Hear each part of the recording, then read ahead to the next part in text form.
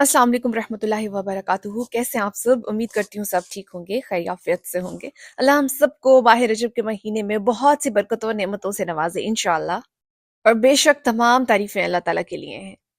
और बेशक अल्लाह के सिवा कोई माबूद बरहक नहीं, वो यकता है, इसका कोई शरीक नहीं। और हम सब इस बात की भी गवाही देते हैं कि हज़रत मोहम्मद सल्लल्लाहु अलैहि वसल्लम अल्लाह के रसूल हैं, आखिरी रसूल हैं, और उनके बाद अब कोई नबी नहीं आएगा। आज की जो वीडियो है वो अल्लाह ताला के एक सफ़ाती नाम से रिलेटेड है, और ये अल्लाह ताला का बहुत ही मुबारक नाम है। और इस नाम को चलते फिरते पढ़ने के इतने फ़वाइद हैं, इतनी बरक़ात हैं कि अगर मैं अभी इस एक वीडियो में बयान करने लगूँ तो शायद ये वीडियो ख़त्म ही ना हो। और मैं जिस अल्लाह ताला के सफ़ाती नाम की बात कर रही हूँ वो नाम है या मालिकुल मुल्क। इस नाम की बरकतें और फजीलतें बेहद अजीम हैं।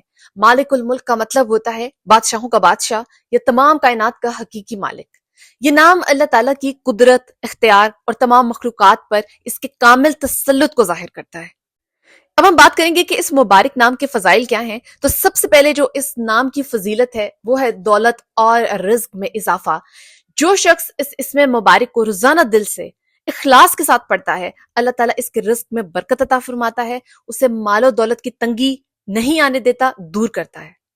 दूसरी फजीलत इसकी क्या है? दूसरी फजीलत है कि हाजात की तकमील, यानी अगर कोई शख्स अपनी जायज हाजात पूरी होने के लिए या मालिकुल मुल्क को 90 मरतबा यानी 90 मरतबा रोजाना पढ़ता है तो अल्लाह ताला इसकी दुआएं कबूल करता है। ये नाम आपने 90 मरतबा रोजाना पढ़ना है। किसी भी नमाज के बाद पढ़ सकते हैं, किसी भी वक्त पढ़ सकते हैं।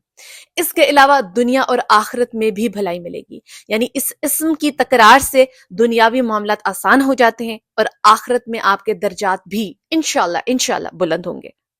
इसके अलावा वो लोग जो चाहते हैं कि उनको इख्तियारात और इज्जत में इजाफा मिले, यानी जो शख्स किसी मामले में कामयाबी हासिल करना चाहता है या इज्जत का ख्वाहिशमंद है तो वो इस इसमें मुबारक को 11 दिन तक 212 मरतबा रोजाना पड़ेगा। मैं दोबारा रिपीट कर रही हूं, इस इसमें मुबारक को आपने 11 दिन तक 212 मरतबा रोजाना पढ़ना है अगर आप अपनी इज्जत में इजाफा चाहते हैं, अपने इख्तियारात में किसी भी जगह अपने इख्तियारात में इजाफा चाहते हैं।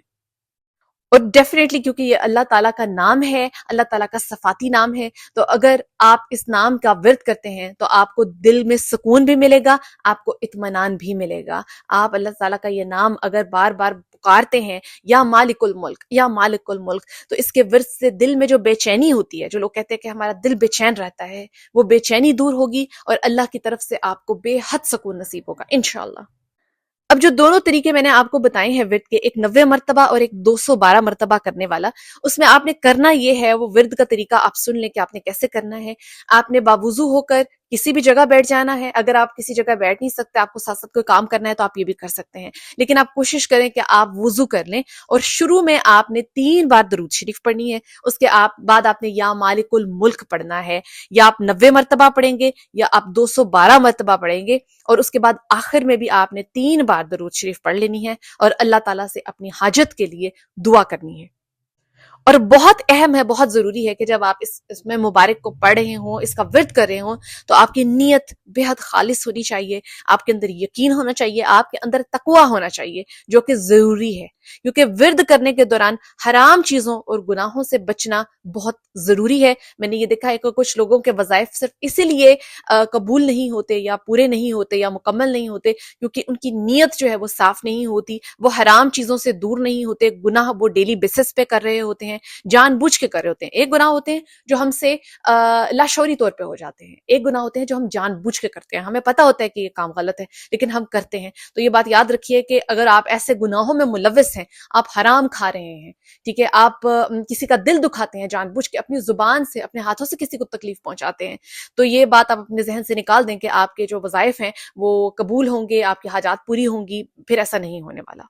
तो बहुत जरूरी है कि अगर आप अपनी हाजात को कंप्लीट करवाना चाहते हैं, पूरा करवाना चाहते हैं, अपने वज़ाइफ को कबूल करवाना चाहते हैं, तो आपको इन गुनाहों से भी दूर रहना होगा। ये बात याद रखिए कि अल्लाह ताला इस पूरी कायनात का मालिक है, और एक कायनात वो है जिसको हम देख सकते हैं, हम देख रहे हैं, वो ये दुनिया है। इसके अलावा वो कायनात जिसको हम नहीं देख सकते, जो अल्लाह ताला ने हमसे पोशीदा भी रखी हुई है, अल्लाह ताला उसका भी बनाने वाला है, अल्लाह ताला उसका भी कारगर है। تو یہ ممکن نہیں کہ جو حاجات آپ اللہ تعالیٰ کے سامنے رکھتے ہیں، آپ اللہ تعالیٰ سے جو اپنی خواہشات پوری کروانا چاہتے ہیں، وہ اختیار نہ رکھتا ہو اور وہ پوری نہ کر سکتا ہو. صرف ہمیں مانگنے کا طریقہ آنا چاہیے. ہمارے اندر وہ خصوصیات ہونی چاہیے کہ اللہ ہماری دعاؤں کو قبول کرے.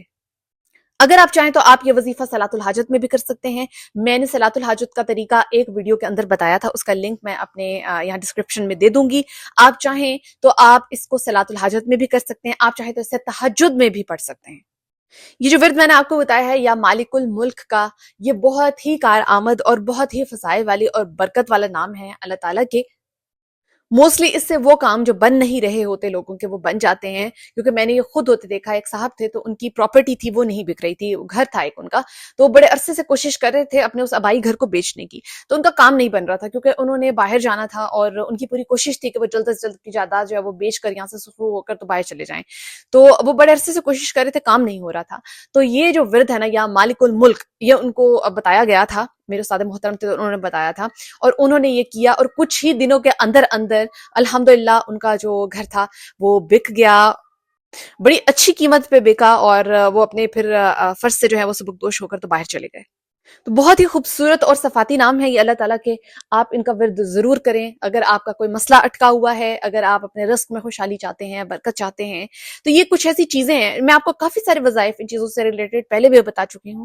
تو یہ آپ پہ ڈیپینڈ کرتا ہے کہ آپ کس وظیفے کو آسانی سے کر سکتے ہیں. آپ کا مسئلہ کس نوعیت کا ہے تو آپ اسی کے مطابق اس وظیفے کو کر سکتے ہیں. اس کے علاوہ یہ کہ آپ کو اس وظیفے کی پوری پوری اجازت ہے، یہ آپ کریں، ضرور کریں.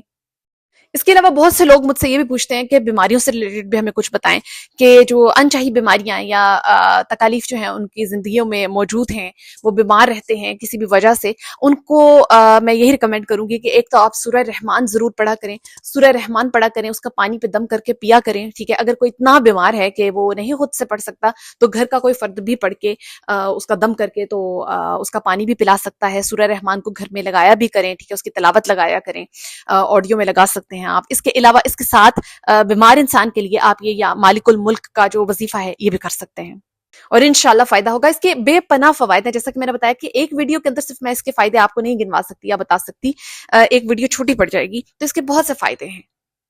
اس کے علاوہ وہ بچیاں، وہ خواتین، وہ لڑکیاں جو اپنے گھروں میں خوش نہیں ہیں، کسی وجہ سے ان کے ہسبینڈز نے ان کو چھوڑا ہوا ہے، وہ اپنی ماؤں کے گھر پہ رہ رہی ہیں، یا ان کے بیچ میں بات نہیں ہو رہی ہسبینڈ وائف کے، تو اگر وہ چاہیں تو وہ بھی یہ وظیفہ کر سکتے ہیں. انشاءاللہ اللہ تعالیٰ اپنی برکتوں سے آپ کے مسائل کو حل کرے گا. انشاءاللہ آپ کے ہسبینڈز جو ہیں یا کوئی کسی بھی قسم کی ناچاکیاں ہیں آپ کے درمیان، تو انشاءاللہ اللہ تعالیٰ ان کو بھی سولو کرے گا. اور یاد رکھیے کہ وظیفہ جو ہے اس کو ہمیشہ اپنی جائز حاجت کے لیے جو ہے وہ استعمال کیا کریں. کچھ لوگ جو ہے وہ یہ بھی کہہ رہے ہوتے ہیں کہ ہم کسی کا رشتہ توڑوانا چاہتے ہیں، یا ہمارا رشتہ ہو گیا ہم وہ توڑوانا چاہتے ہیں، کسی کا نکاح توڑوانا چاہتے ہیں، تو اس لیے ہم یہ وظیفہ کر سکتے ہیں کیا، اس طرح کے سوالات پوچھتے ہیں. تو مجھے کافی دکھ ہوتا ہے، کیونکہ کئی بار میں اپنی ویڈیوز میں یہ بات کہہ چکی ہوں کہ اللہ تعالیٰ ہمیشہ نیت کو دیکھتا ہے اور پھر ہی آپ کا کام ہو سکتا ہے. اگر آپ کی نیت نہیں ٹھیک، آپ کسی کا گھر خراب کرنا چاہتے ہیں یا آپ اپنی زندگی کو ہی خراب کرنے پہ تلے ہوئے ہیں اور اللہ تعالیٰ کے فیصلوں کے اگینسٹ جا رہے ہیں اور اس کے لیے آپ وظائف کر رہے ہیں، تو وہ وظائف کبھی بھی پورے نہیں ہوں گے، الٹا آپ کو نقصان ہوگا. یہ بات یاد رکھیے کہ الٹا آپ گھاٹے میں رہیں گے، نقصان اٹھائیں گے. تو ہمیشہ وظیفے کو جو ہے وہ نیک نیتی سے کریں، اپنی جو نیت ہے اس کو صاف رکھ کر کریں. آپ کا جو بھی مقصد ہے وہ بھی نیک ہونا چاہیے. ایسے مقاصد کے لیے آپ وظیفہ نہیں کر سکتے جس میں کسی کو نقصان ہو رہا ہو یا آپ اپنی ذات کو نقصان پہنچانے کی کوشش کر رہے ہو، لیکن آپ اس بات سے لا علم ہے کہ آپ اپنے آپ کو نقصان پہنچا رہے ہیں. اور ہر کام اللہ تعالیٰ کی مرضی سے ہوتا ہے، اللہ تعالیٰ کرنے والا ہوتا ہے. ہمارا کام ہے کہ ہم اللہ تعالیٰ سے مانگیں، مختلف طریقوں سے مانگیں، اس کے ناموں کے جو صفاتی نام ہیں ان سے مانگیں. ایسی خاص دعائیں ہیں جن کے ذریعے ہم اللہ تعالیٰ سے مانگ سکتے ہیں اور اپنی دعاؤں کو اللہ تعالیٰ تک پہنچا سکتے ہیں. تو ان دا اینڈ یاد رکھیے کہ اللہ تعالیٰ نے ہی سب کچھ کرنا ہوتا ہے، اور ہر کام کا اس کو پتہ ہے کہ کون سا بہتر وقت ہے. ہر کام نے اپنے اسی بہترین وقت پر ہونا ہوتا ہے. اس وظیفے کو آگے بھی ضرور شیئر کریں تاکہ وہ لوگ جو نہیں جانتے کہ وہ اس نام کے ذریعے بھی اللہ تعالیٰ سے مانگ سکتے ہیں، انہیں بھی اس چیز کی جو ہے وہ توفیق حاصل ہو. اور مجھے اپنی دعاؤں میں یاد رکھیے گا. جزاک اللہ.